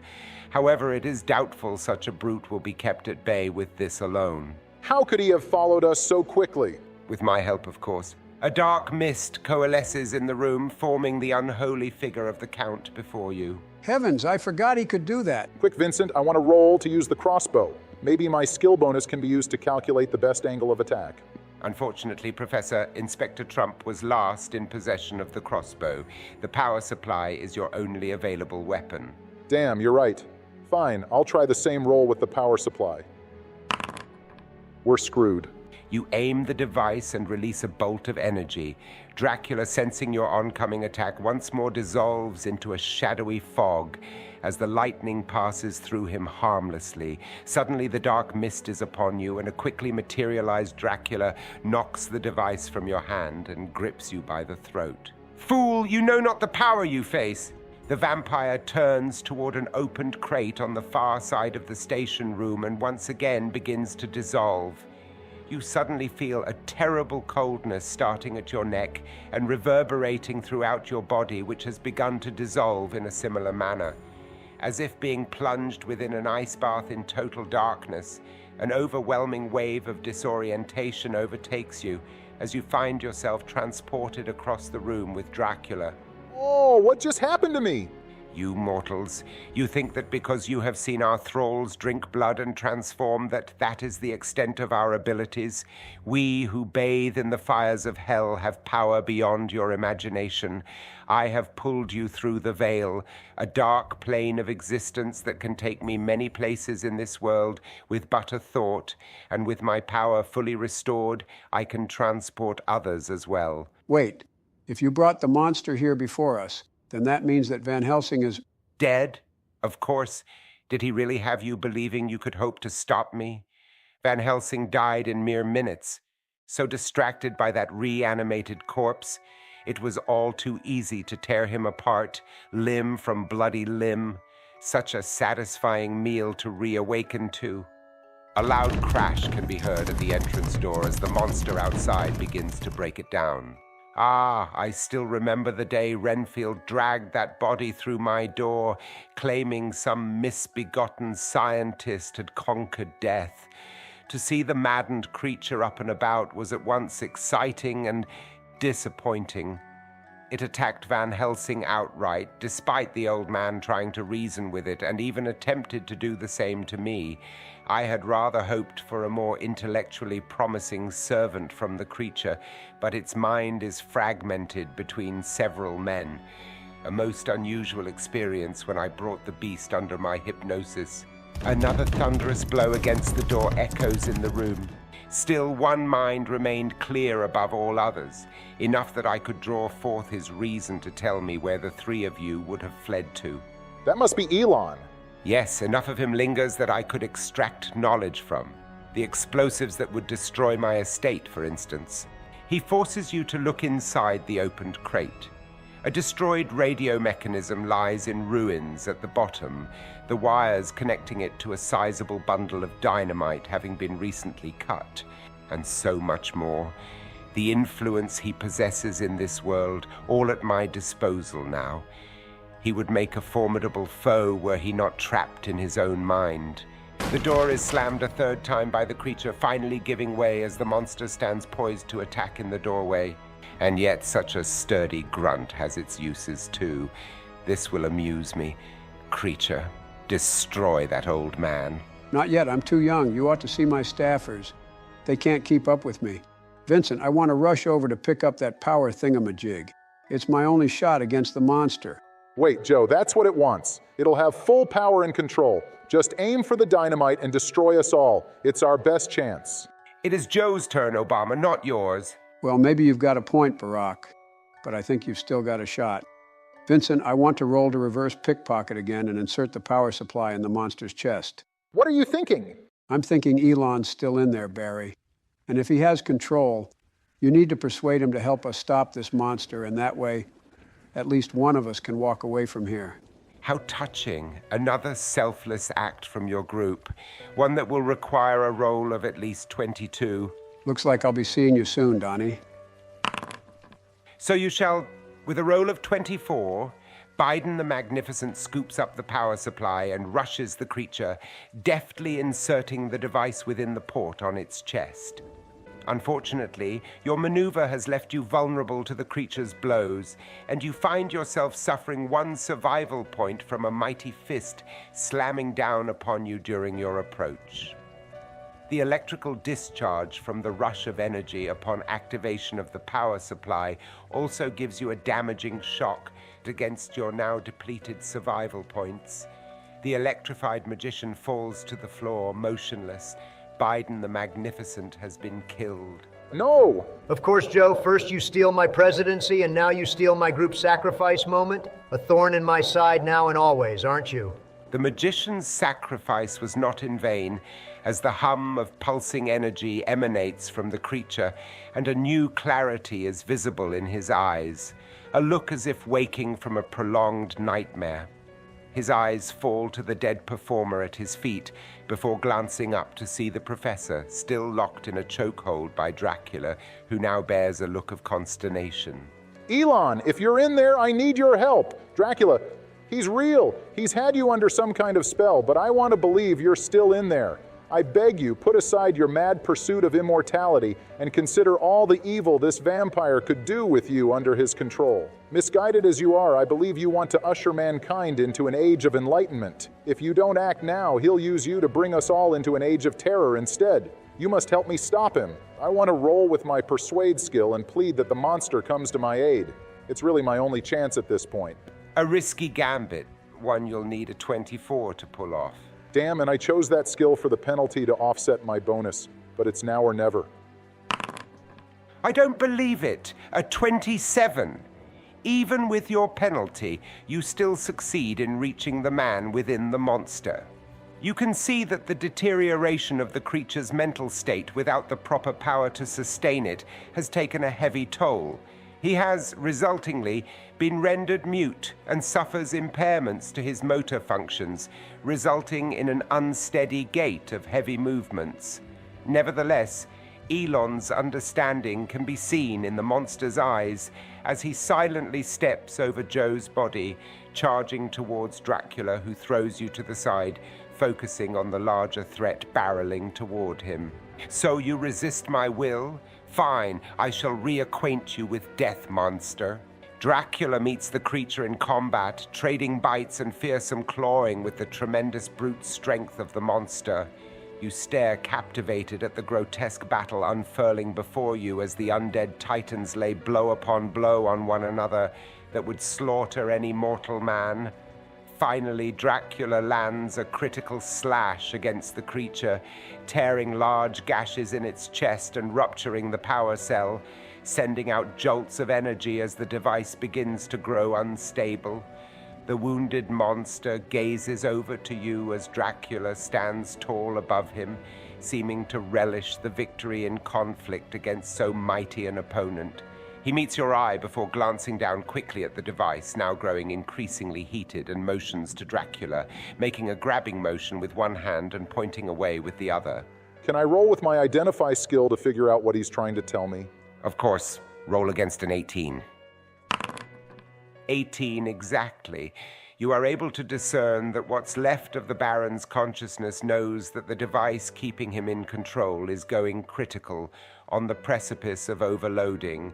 You gather he is motioning you to get away while intending to trap Dracula in his clutches and destroy him as the energy overloads, undoubtedly setting off the dynamite still in the corner of the room. Boy, even Elon's willing to take one for the team? Makes you feel pretty selfish, playing only for yourself, doesn't it, Barack? Get bent, Donald. I literally suggested blowing up the dynamite before. Yeah, Donnie, you should pipe down anyways. Dead men tell no tales, after all. Well then, that goes for you too, Joe. Heck, I halfway thought you kicked the bucket in real life, because no one seems to know who's running the country. Enough, gentlemen. Now, Barack, what are you going to do? It's not a bad idea. I'll nod to Elon, showing him my gratitude for his sacrifice, and want to move to unbolt the door and flee from the dam before the explosion goes off. But as you reach the door, beginning to unlock it, you glance back to see the monster reach his hand out and grab Dracula's leg. Perplexed that the creature would try to pull him closer, Dracula takes heed of the out-of-control power supply, and a look of terrible realization comes to his face. He immediately begins to dissipate into a shadowy cloud, slipping from Elon's grasp and billowing towards a nearby window. No, he can't escape. Let me see. Vincent, can I roll to retrieve Joe's leftover vials of holy water from his body? Maybe I can toss them at the window and keep Dracula from escaping? Your quick thinking will only pay off with a roll of 20. Boom, baby. Most impressive, a 23. In a flash, you reach over to pick up any spare holy water vials off the fallen magician and hurl the whole handful of them at the control station's lone window. The containers shatter against the frame, dousing the windows in a barrier that stops the mist cold, like waves breaking upon rock. Dracula materializes once more, attempting to find another avenue of escape as Elon crawls towards the crate with explosives, resigned to his fate. The Count turns to you, seeing the only way out of the station, and flies towards you in a bounding leap, his terrible fangs bared, poised to kill you once and for all.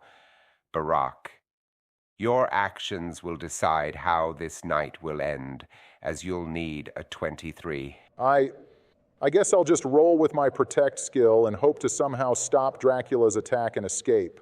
I have no weapons. I'm down to just one survival point, and even if I escape, the vampire will just hunt me down in the woods. Come on, Dice. I need a miracle. An apt choice of words, Barack, as you have rolled a 28 for a critical success. Time seems to almost stand still as the terrible creature hurtles towards you with deadly intent. Your thoughts of a miracle remind you of Van Helsing's rosary nestled in your breastcoat pocket. In a decisive moment, you withdraw the cross, halting Dracula's advance as a look of revulsion curls on his demonic face. To complement your critical success, you quickly open the door and hang the rosary above the doorway from an exposed nail you spot, effectively creating a barrier to trap the vampire within.